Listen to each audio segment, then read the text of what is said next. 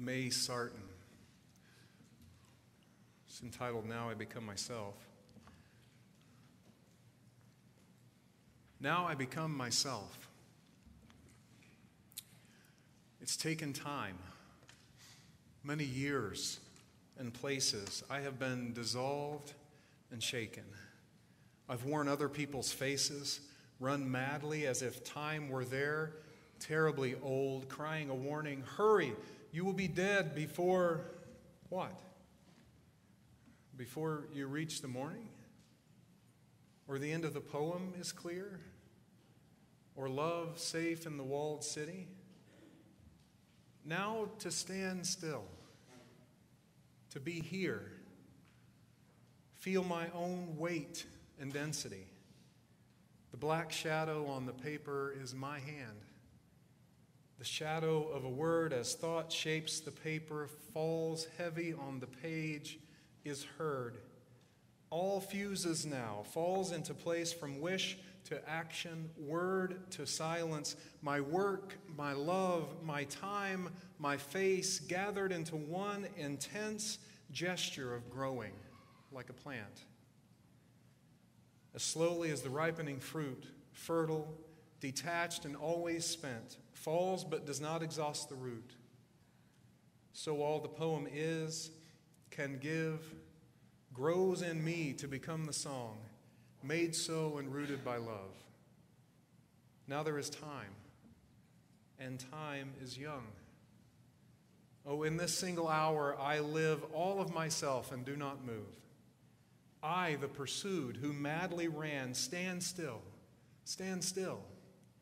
and stop the sun.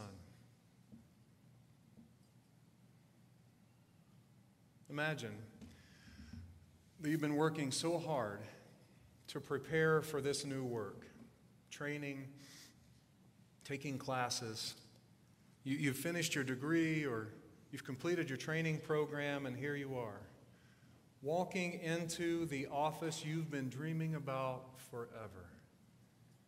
Sitting in the driver's seat of your first semi-truck, ready to set out as a professional driver for the first time. Or standing before a room full of students as a teacher for the first time. You know that you are answering the crystal clear call of vocation. You know that you're suited for the work that's before you. You feel, in fact, that you may be uniquely suited in some ways. You know that this work has called you, that you want nothing more than to spend the force that is your life on this in particular. It is your vocation, and you couldn't be happier. I hope that many of you have experienced that sense that you were in precisely the right place and at the right time, called to what was before you. Parker Palmer's vocation story begins that way. He's a Quaker author and teacher, and he writes about our monthly theme of vocation. In his little 105-page book, Let Your Life Speak, Listening for the Voice of Vocation, a lot of the thinking in this sermon comes from that little 100-page wonder of a book. I've read it a few times and love it. Parker Palmer was certain that he was called to be a professor, and he prepared for that career. He did a PhD in Berkeley in the 60s, so you know a little bit about him. And he loved the teaching that he did as a part of that degree. But he felt, he said, that a university teaching career would be a cop-out. He felt he must, he felt he should, he ought to be spending all of his time addressing what he called the urban crisis. But as he said, quote, what I learned about vocation is how one's own values can do battle with one's own heart. But in a fit of righteous indignation, he left academia and told himself it was because everyone there was hiding behind intellectualism and avoiding their social responsibilities. He became a community organizer. Eventually, he was offered this sort of hybrid post at Georgetown University in which he did a lot of community organizing. They wanted him to be out in the community. He did a little classroom teaching, no committee work, which he experienced as a real gift from God. He taught a little, but mostly he was out in the community. But he began noticing that he really came alive in the classroom in ways that he didn't when he was doing organizing work. He said, I learned that teaching was my native way of being in the world. He did not last as a community organizer saving the world. He did not finally save the world. And he had a sort of breakdown on a year-long sabbatical shortly after he left the classroom. Here's what he realized about himself, and I want to reflect on this a little with you this morning. He realized he didn't leave the university, actually, because everyone there was lazy and irresponsible, like he had told himself. He left the university because he wasn't capable of keeping up with the publication and research requirements. Everyone else wasn't bad. Universities weren't bad, and he wasn't bad either. It simply took him a couple decades to realize the university wasn't the right setting for him. And that began his move toward true vocation. Sometimes, over years or decades, we may feel a stirring that something isn't quite right. It may come out in the form that it did for Parker Palmer. Everyone here is so dumb. This job is horrible. I hate this place. And those could all be valid. But maybe if we pause and stop blaming, stop casting out, we might find that what we're hearing is the whisper of vocation, pulling us in a different direction. It feels scandalous. It feels reckless. It is almost always inconvenient.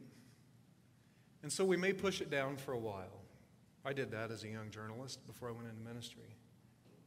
We may ignore it, but always to our own peril. Or we may preach to our whispering vocation. What I'm doing is important. It is what I ought to be doing. I'm good at it. I have a degree in this field, for God's sake. What will people think? Hush, we say to the whisperer. What will people think? Now here, I think, is an essential characteristic of vocation. It does not come from outside us. This gets tricky. We all find values to which we think we must attach our work. We should do these things. We ought to do these things. But as Parker Palmer wrote, vocation is rooted in the Latin word for voice. Vocation, he said, does not mean a goal that I pursue. It means a calling that I hear. Before I can tell my life what I want to do with it, I must listen to my life telling me who I am.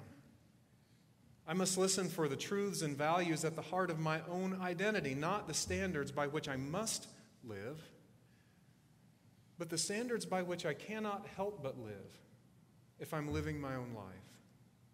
End quote. Some people say that is selfishness. We must live our lives for others, they say, if our lives are to mean anything at all. But I say that that is the worst form of scarcity thinking. You are not full of selfishness and greed. You can be trusted. Vocation will call you to places where you can play an important part in helping people around you, whether it's a factory or an office building or, God help you, the halls of political power. But if you only live for others without knowing who you are, without knowing what gives you energy and what takes your energy, you will burn out. And you may burn out in a way that's destructive, not just to you, but to the people you love. An overactive sense of duty will pull us away from vocational call and may even make us destructive and toxic. But it isn't only our own sense of duty that can pull us away from vocation. Other people who likely care about us, but who also care about their own welfare, may dislike change or fear, may be wrestling with their own whispers of vocation, may work to keep you from pursuing the voice of vocation. Why would you want to do that? They might ask. Are you sure you want to put in all that work? well-meaning though they may not be aware that they're asking those questions of themselves sometimes. They will not have heard the whispers of vocation rising within you. We talked earlier this month about Frederick Buechner's quote on vocation, the place where your deep gladness meets the world's deep hunger. Notice that Buechner begins with your deep gladness. Many people with the best of intentions strain toward a work they believe they should feel called to. It is almost always good work. But if your spirit is not responding to its call, your soul can begin to wither and hide. And the truth is, you are not the only person who can do that work. The poet Rumi said, "If you are here unfaithfully with us, you're causing terrible damage." Palmer reflected on that poem. If we're unfaithful to true self, he said, we will exact a price from other people. We will make promises we cannot keep. We will build houses from flimsy stuff, conjure dreams that devolve into nightmares, and other people will suffer if we are unfaithful to true self. Now, sometimes it's important to figure out whether it's vocation or ego calling us to do something different.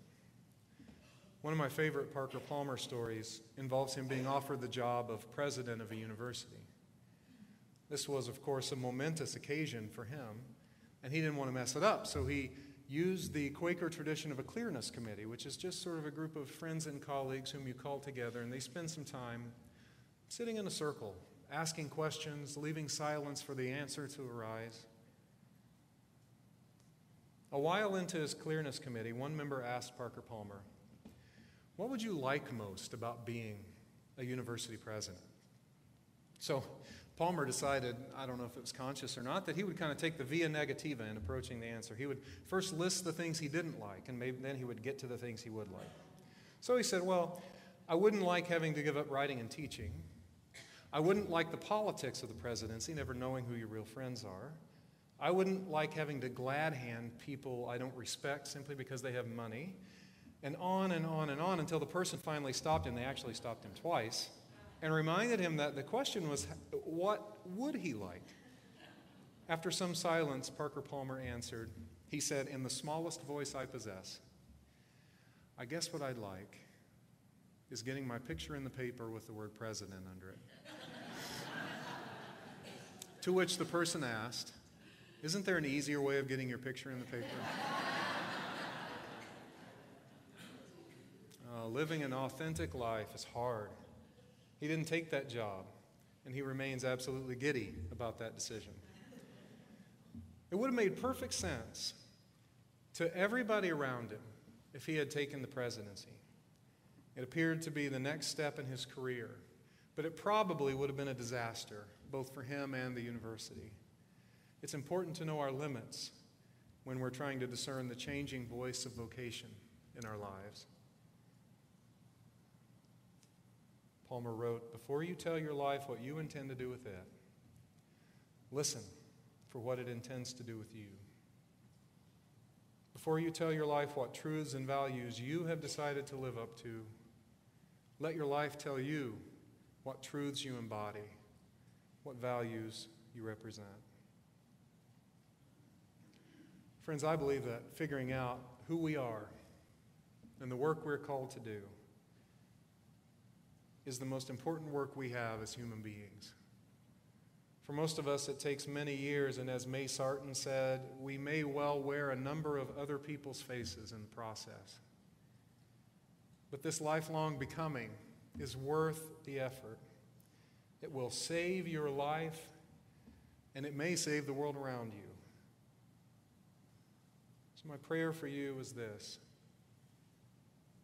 May the whisper of vocation enliven your spirit. May you make the space to discern its call and answer it faithfully. It won't always make sense. Maybe not to you and certainly not to the people around you, but that's okay. You will give yourself and others too a great gift by following your life's deep call.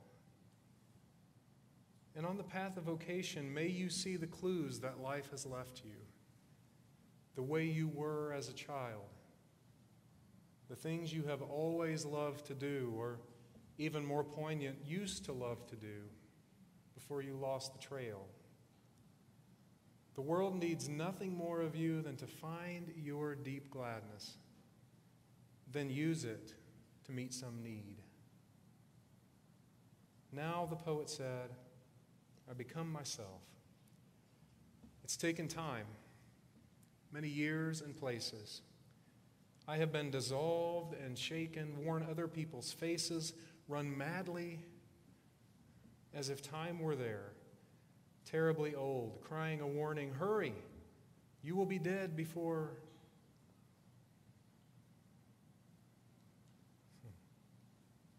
But in the end of the poem, she says, now there is time, and time is young. Oh, in this single hour I live all of myself and do not move. I, the pursued, who madly ran, stand still, and stop the sun. May we be so. Amen.